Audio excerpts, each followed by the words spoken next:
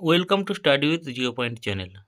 আমার প্রিয় ছাত্র ও ছাত্রী যারা 2026 সালে মাধ্যমিক ফাইনাল পরীক্ষা দিতে চলেছ, তাদের জন্য আজকের একটি গুরুত্বপূর্ণ ভিডিওর আপডেট নিয়ে হাজির হয়েছি। WBHA টেস্ট পেপারের সমাধান। Geography school number 7, Darjeeling district inter school test, Siliguri Baradakanta Vidyapith. বিভাগ ক, একের দাগে বিকল্পগুলির মধ্যে থেকে সঠিক উত্তরটি নির্বাচন করে লেখো। 1.1 আবহবিকার পুঞ্জিত ক্ষয় এবং ক্ষয়ীভবন প্রক্রিয়াকে একত্রে বলে। এক্ষেত্রে সঠিক উত্তর অপশান খ, নগ্নীভবন। 1.2 মরু সমপ্রায় ভূমিতে কঠিন শিলাগঠিত অনুচ্চ পাহাড়কে বলে।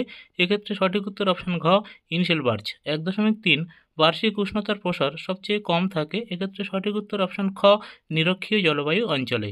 1.4 যে যন্ত্রের সাহায্যে বায়ুর আর্দ্রতা পরিমাপ করা হয়। এক্ষেত্রে সঠিক উত্তর অপশান ঘ, হাইগ্রোমিটার। 1.5 ঋতুভেদে যে সমুদ্র স্রোতের অভিমুখের পরিবর্তন হয়।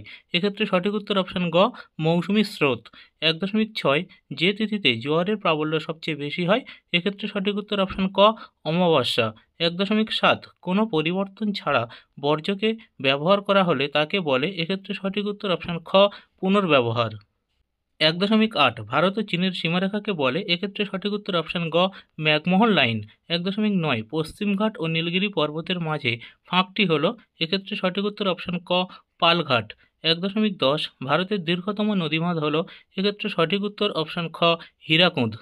1.11 ভারতের আঁক রাজ্য বলা হয়। এক্ষেত্রে সঠিক উত্তর অপশান গ, উত্তরপ্রদেশ। 1.12 ভারতের কটন পলিশ বলা হয়। এক্ষেত্রে সঠিক উত্তর অপশান খ, মুম্বাই। 1.13 ভারতের আদমশুমারি অনুযায়ী একটি শহরের ন্যূনতম জনসংখ্যা। এক্ষেত্রে সঠিক উত্তর অপশান ক, 5000। 1.14 মিলিয়ন শিটে ভূবৈচিত্র্যসূচক মানচিত্রের অক্ষাংশ ও দ্রাঘিমাগত বিস্তার। এক্ষেত্রে সঠিক উত্তর অপশান ঘ, 4 ডিগ্রি ইন্টু 4 ডিগ্রি। বিভাগ খ, 2-এর দাগে নির্দেশ অনুযায়ী নিচের প্রশ্নগুলির উত্তর দাও।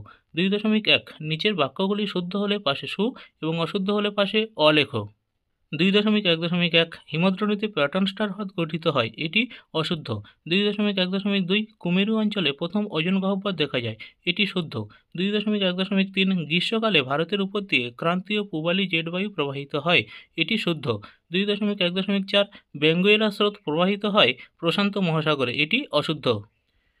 2.1.5 উপগ্রহ চিত্রে ভূমির উচ্চতা দেখানোর জন্য বাদামি বর্ণ ব্যবহার করা হয়, এটি অশুদ্ধ। 2.1.6 রেটুন প্রথা কার্পাস চাষের সঙ্গে সম্পর্কিত, এটি অশুদ্ধ। 2.1.7 দূষিত বাতাসকে স্ক্রাবারের সাহায্যে পরিশ্রুত করা হয়, এটি শুদ্ধ।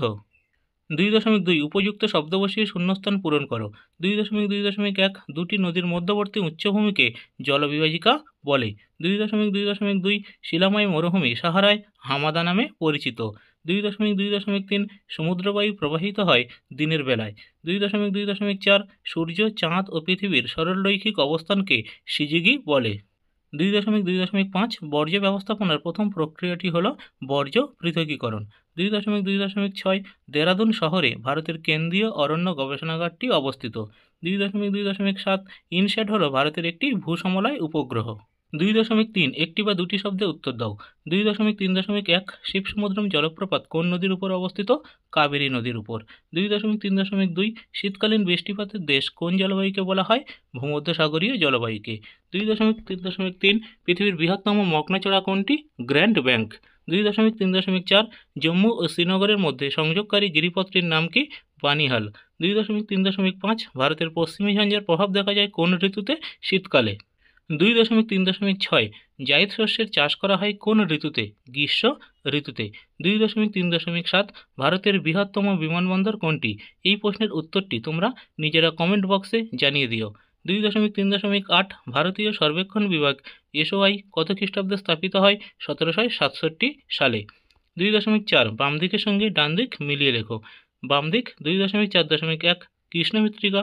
এক্ষেত্রে সঠিক অপশান 3 কার্পাস। 2.4.2 সম্বর হ্রদ। এক্ষেত্রে সঠিক অপশান 4 রাজস্থান। 2.4.3 বৃষ্টিচ্ছায়া অঞ্চল। এক্ষেত্রে সঠিক অপশান 1 শিলং। 2.4.4 খাদার। এক্ষেত্রে সঠিক উত্তর 2 পলিমৃত্তিকা।